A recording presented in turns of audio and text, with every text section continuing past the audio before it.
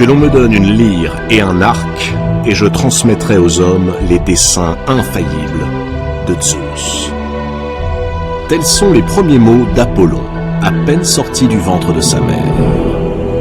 Apollon, dieu de la lumière, protecteur des arts, patron des devins et des prophètes.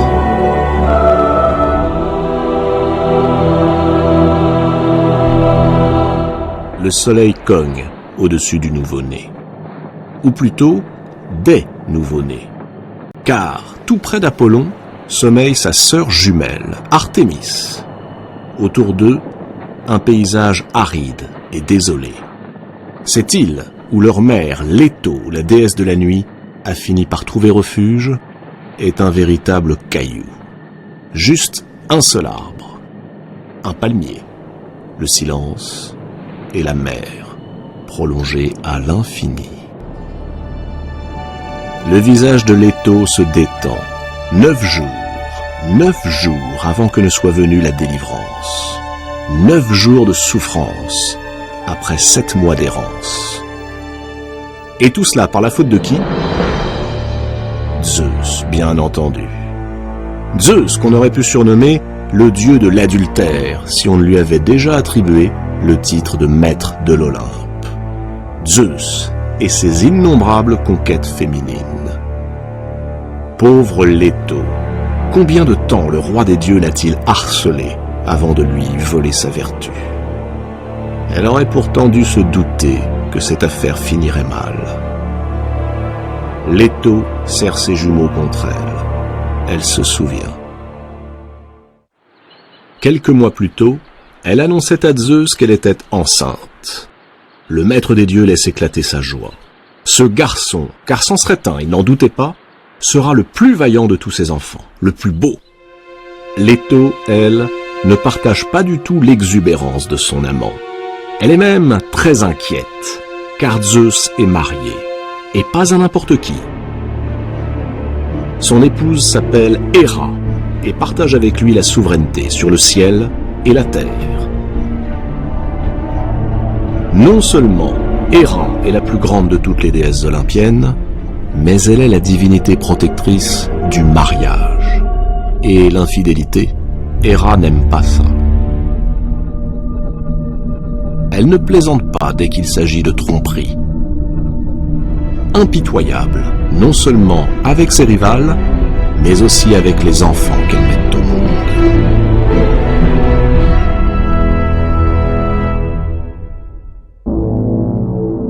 Bien sûr, Leto pourrait faire remarquer qu'elle n'a pas semé le désordre dans un couple sans histoire. Peu de temps auparavant, les cieux ont été témoins d'un nouvel éclat.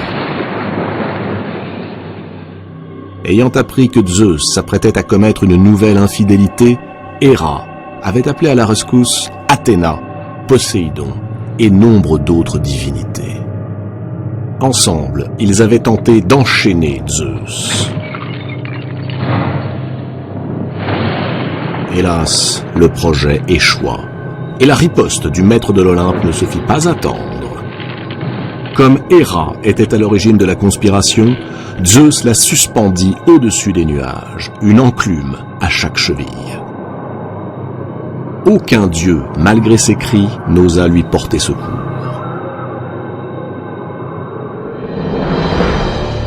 Zeus ne se décida à la libérer qu'à la condition que les comploteurs prêtent serment de ne plus jamais s'insurger contre lui. Les craintes de Leto s'avèrent justifiées. Les cris de joie de Zeus, apprenant que sa maîtresse est enceinte, ont retenti jusque dans la chambre d'Héra, là-haut, sur l'Olympe. Encore une tromperie. Cette fois, promet la déesse, sa colère sera sans limite. Pour commencer, elle menace de sanglantes représailles quiconque offrirait asile à Leto. Ensuite, elle fait surgir un monstre des profondeurs de la terre, le serpent Python, et le lance aux trousses de la malheureuse.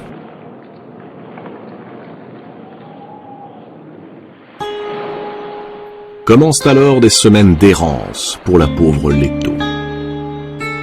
Abandonnée de tous, désespérée, elle va de terre en terre et de ville en ville, cherchant un endroit où elle pourrait en toute sécurité mettre ses jumeaux au monde.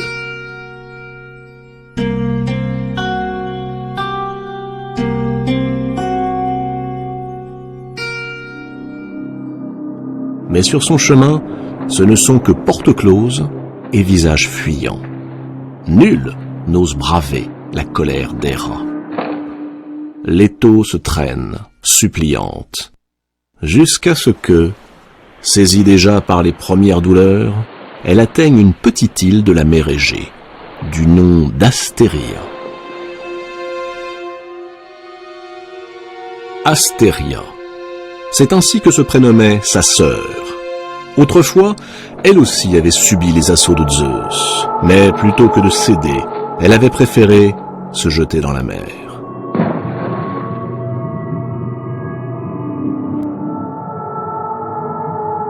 À l'endroit de sa chute, apparut alors l'île d'Astéria.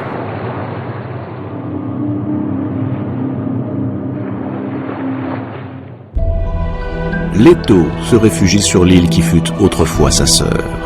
Elle s'allonge au pied d'un palmier.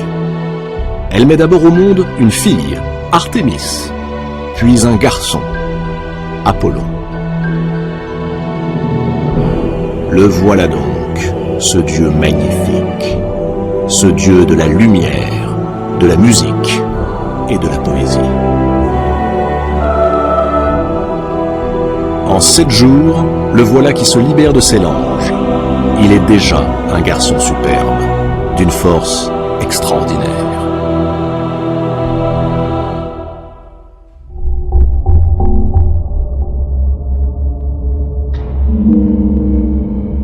Zeus lui fait parvenir une lyre à 7 cordes, un char tiré par 2 puissants cygnes, un arc et des flèches, spécialement fabriqués pour lui par Héphaïstos, le dieu des forgerons.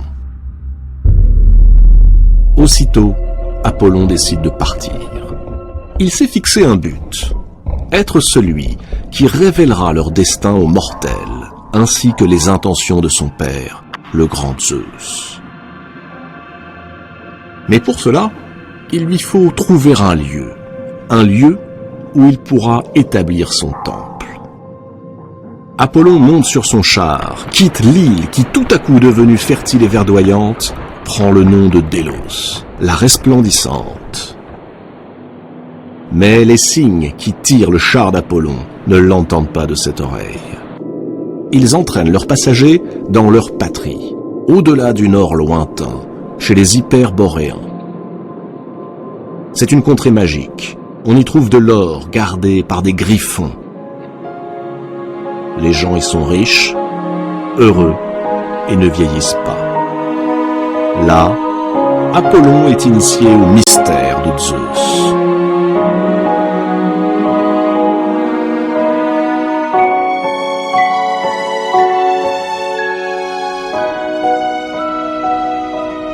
Puis il reprend son périple. Il arrive près d'une source splendide, perdue au milieu d'une forêt profonde. La gardienne des lieux est une nymphe. Elle s'appelle Telphusa. Lorsqu'Apollon lui annonce qu'il a l'intention de bâtir ici un temple magnifique, la nymphe, offusquée qu'une divinité plus grande vienne lui faire concurrence, le persuade que l'endroit, si beau fût-il, est plein de vacarme. Elle lui vante les qualités d'un autre site, tout proche, au pied des gorges du mont Parnasse. Apollon repart. Il ne le sait pas, mais la nymphe vient de lui tendre un piège.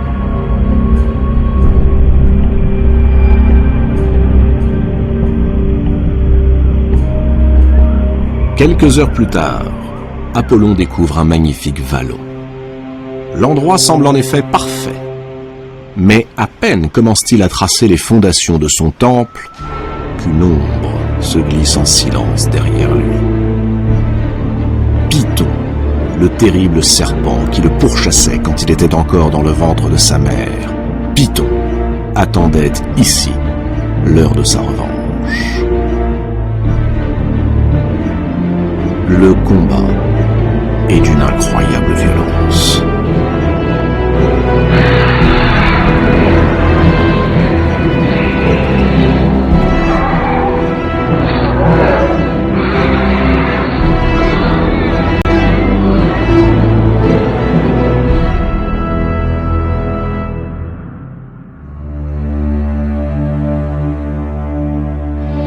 Le triomphe d'Apollon est total. Oui, mais il a tout de même tué un dieu. Gaïa, la terre-mère qui a donné naissance à Python, est furieuse. Elle rapporte aussitôt cette offense à Zeus. Zeus ordonne à son fils de se rendre dans la vallée de Tempée, afin de s'y purifier. Apollon fait davantage. En mémoire de son adversaire vaincu, il institue des cérémonies sportives et religieuses, les Jeux Pythiques. Mais qu'est-ce qu'un sanctuaire sans prêtre? Alors qu'il médite face à la mer, Apollon aperçoit tout à coup un navire qui semble en péril. Il s'élance, prend la forme d'un dauphin et rejoint le bateau. À son bord, il découvre que les marins, des Crétois, sont à moitié morts de faim, de soif et d'épuisement. Il promet de les sauver à condition qu'ils acceptent de ne plus jamais rentrer chez eux et de le servir fidèlement. Apollon ramène le navire vers le rivage et initie les marins au secret divin. Sur le fronton de son temple, il fait graver ces mots. Connais-toi toi-même.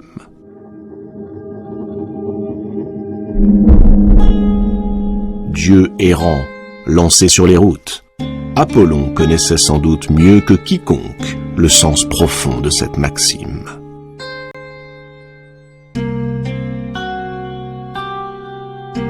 Reste à nommer ce lieu.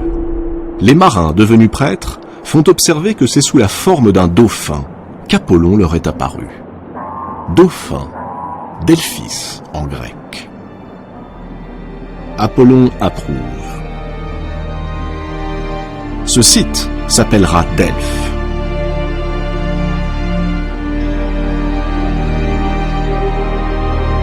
Delphes deviendra bientôt le lieu de culte le plus vénéré de toute la Grèce. On y accourt des 4 coins du monde pour connaître le destin que les dieux réservent aux mortels. Pour cela, il faut interroger l'oracle de Delphes, la fameuse Pythie. C'est par sa bouche que le dieu est censé s'exprimer.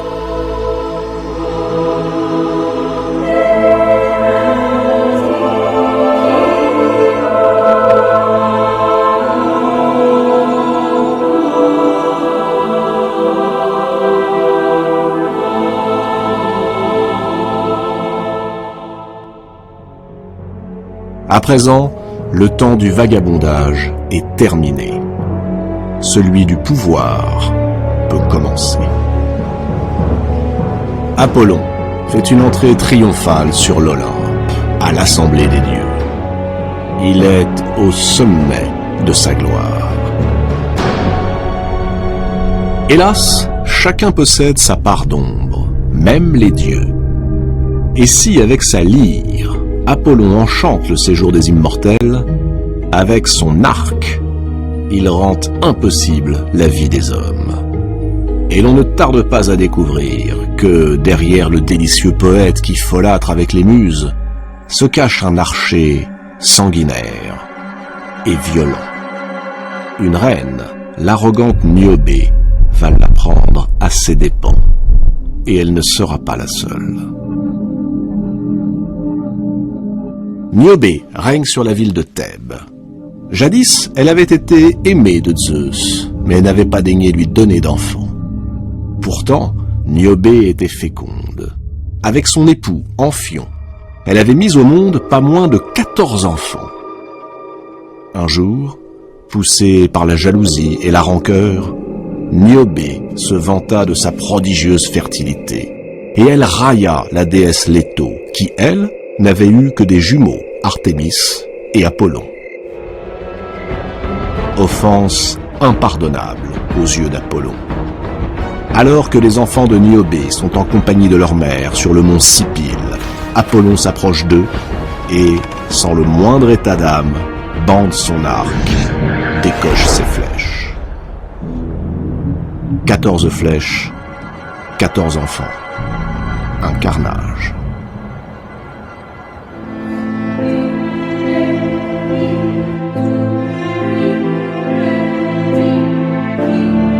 On peut imaginer l'immense chagrin de la malheureuse Niobé.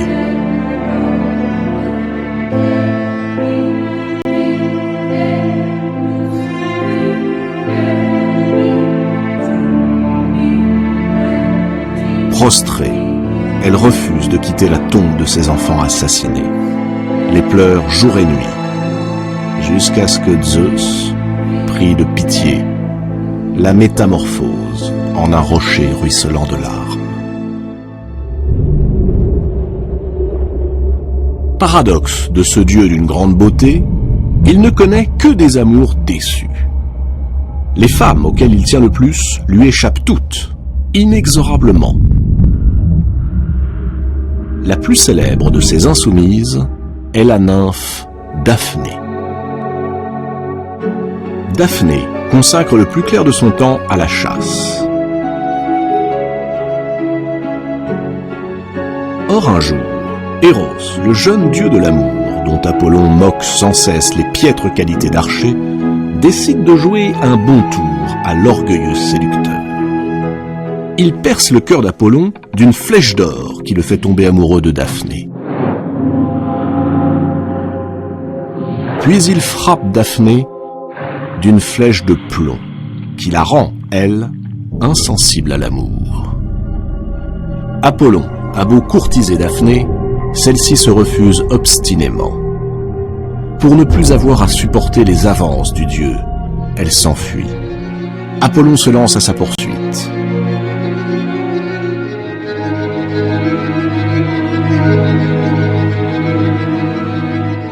La nymphe s'enfonce dans les forêts, jusqu'à ce que, trahie par ses forces, elle s'écroule sur la rive du grand fleuve Pénée.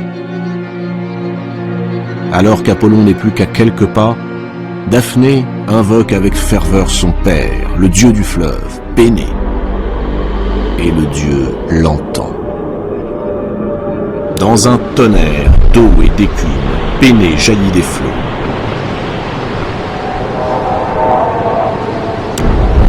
De la pointe de son sceptre, lui touche le sein, juste à l'endroit du cœur, là où la flèche d'Eros s'était fichée. La belle Daphné sent ses membres se figer, sa fine tunique glisse sur ses hanches et son corps se recouvre tout à coup d'une rugueuse écorce grise. Ses bras s'allongent en rameaux, ses mains deviennent pampres, son sang se fait sève et ses chevilles s'enracine sur l'herbe tiède de la berge du fleuve. Son père vient de la changer en un magnifique laurier. Apollon se précipite sur elle, mais trop tard.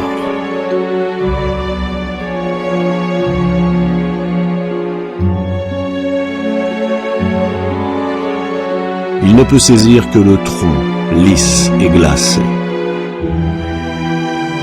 Il sent, sous l'écorce, palpiter le cœur vivant de Daphné. Abattu, brisé, Apollon cueille alors une branche de ce laurier et décide que désormais un rameau de cet arbre sacré décorera sa lyre et ornera la tête des poètes. Turbulent, violent, il est temps que quelqu'un mette au pas ce dieu trop impulsif. Qui d'autre que son père, Zeus, est le mieux placé?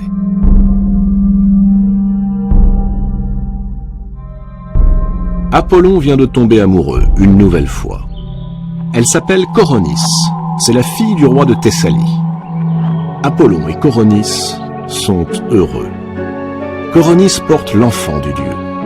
Mais la princesse, encore enceinte, a le malheur de succomber au charme d'un simple mortel. un dénommé Ischys. C'est un corbeau que le dieu avait chargé de veiller sur la belle, qui prévient Apollon de la trahison. Sa colère est, comme toujours, implacable. Apollon commence par tuer le pauvre corbeau, qui, de blanc à l'origine, devient noir. Puis il tue Ischys et Coronis. Au moment où la dépouille de Coronis posée sur le bûcher va être consumée par les flammes, Apollon arrache de son sein l'enfant qui vit encore. Cet enfant, c'est Asclépios. Cette nouvelle tragédie bouleverse Apollon. Une fois encore, il a perdu la femme qu'il aimait. Mais il lui reste l'enfant. Asclépios va apprendre les plus grands secrets de la médecine. Et bientôt, il se révèle d'une telle habileté qu'il découvre par lui-même le remède incroyable, fou, le rêve de l'humanité, ressusciter les morts. Et il n'hésite pas à le faire. Asclépios ressuscite Orion, Hippolyte, Pindare ou encore Lycurgue. Hadès, le maître des enfers, est furieux. Ce qui se passe est très grave. Asclépios est en train de bouleverser l'ordre qui règne entre les dieux et les hommes. Il est hors de question de le laisser poursuivre. Hadès proteste auprès de Zeus. Le maître de l'Olympe partage sa colère. Asclépios va bien trop loin. Alors, sans hésiter, Zeus foudroie le médecin de génie. Désespoir d'Apollon. Son propre père a osé lui enlever son fils. Pour se venger de Zeus, Apollon prend alors pour cible les Cyclopes, ces créatures à l'œil unique qui avaient forgé la foudre du maître de l'Olympe, et il les assassine, un par un. Colère de Zeus. Décidément, ce fils est incontrôlable. Pour le punir, Zeus songe au pire. Le précipiter dans le Tartare, ce coin maudit des enfers. Mais sur l'intercession de Leto, Zeus consent à adoucir la peine. Apollon deviendra l'esclave d'un mortel. Pendant 1 an, il servira le roi de Thessalie, comme simple berger.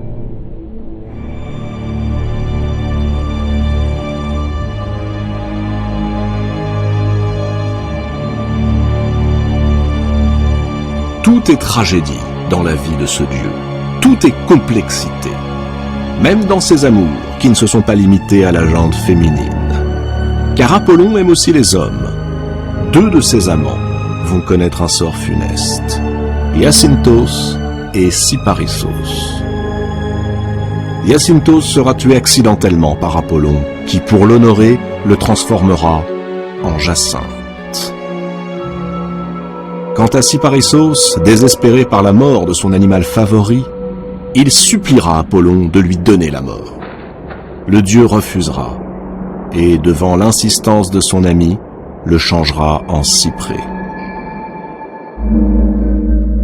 Reconnaissons qu'il y a un certain génie chez ce dieu, qui, bien que malheureux, trouve encore la force de donner beauté au chagrin.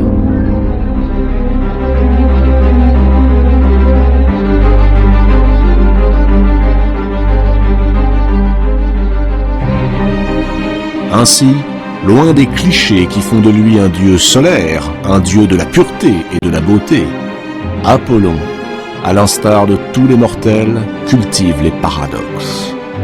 Il est à la fois ombre et lumière.